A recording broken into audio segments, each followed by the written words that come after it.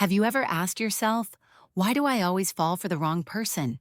Maybe they seemed perfect at first, charming, attentive, the kind of connection that feels like a movie. But somewhere along the line, something breaks, they pull away, they hurt you, or they were never emotionally available to begin with. It's easy to blame bad luck or bad timing, but the truth is, there's a psychological pattern at play, and until you understand it, you'll keep attracting people who aren't right for you. People who trigger your wounds instead of healing them. People who feel familiar but not safe. In this video, we'll explore 7 psychological reasons you may keep falling for the wrong person, and what you can do to break the cycle and choose better love. 1. You mistake intensity for intimacy. Strong feelings don't always mean strong connection. Intensity, fast emotional highs, deep conversations too soon, or physical chemistry that feels overwhelming can feel like love, but it's often just adrenaline. We're wired to seek emotional stimulation, so when someone makes our heart race, we assume it must be right.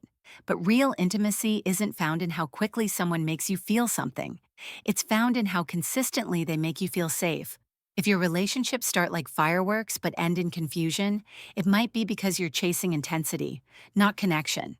2. You're subconsciously repeating childhood dynamics. Psychologists call it repetition compulsion. It's the unconscious urge to recreate what feels familiar, even if it hurt us. If you grew up with emotional inconsistency, unavailable parents, or love that had to be earned, your nervous system learned that this is what love feels like. So when someone mirrors that energy, you feel drawn to them. It's not because they're right for you, it's because they feel familiar. But familiarity isn't always healthy. Sometimes the people you're attracted to reflect old wounds, not your future happiness. 3. You ignore red flags because of fear of being alone.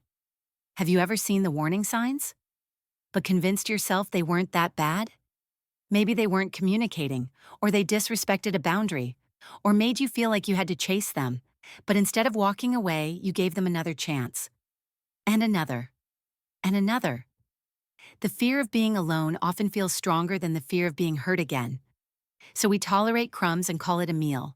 But settling out of fear always leads to quiet suffering. Being single isn't loneliness, it's self-respect. And healing begins when you stop making space for people who only show up halfway. 4. You confuse emotional chaos with passion. You fight, you cry, you make up, repeat. The highs are incredible, the lows are unbearable, and somewhere in between, you've convinced yourself this is just how love is. But that kind of emotional roller coaster isn't passion, it's trauma bonding, and it activates the same stress systems in your body that respond to danger.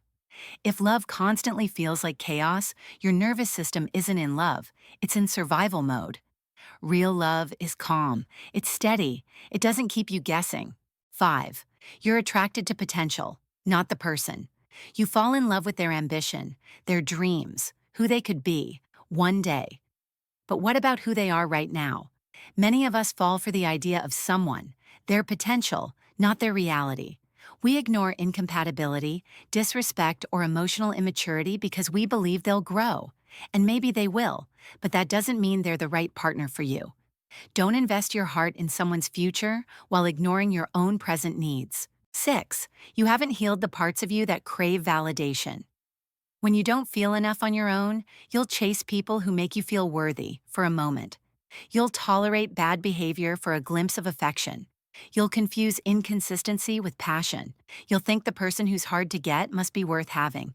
But that's not love. It's a wound asking for attention. And no partner can fix what you're avoiding within yourself. Healing starts when you realize you don't need to earn love. You are already worthy of love that is easy, consistent, and kind. 7. You think you can fix or change them. You see their pain, their past, their potential, and you believe deeply that you can help them become better. This often comes from a good heart, but love isn't a project. You're not a rehab center. You're not a therapist. You're not responsible for fixing someone else's trauma while they hurt you in the process.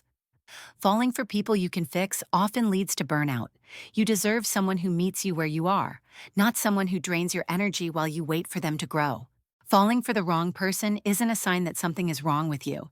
It's a sign that some part of you is still healing, still learning, still figuring out what love is supposed to feel like. Which of these signs resonated the most with you? Let us know in the comments. And if this spoke to you, subscribe for more videos that help you heal, grow, and protect your heart.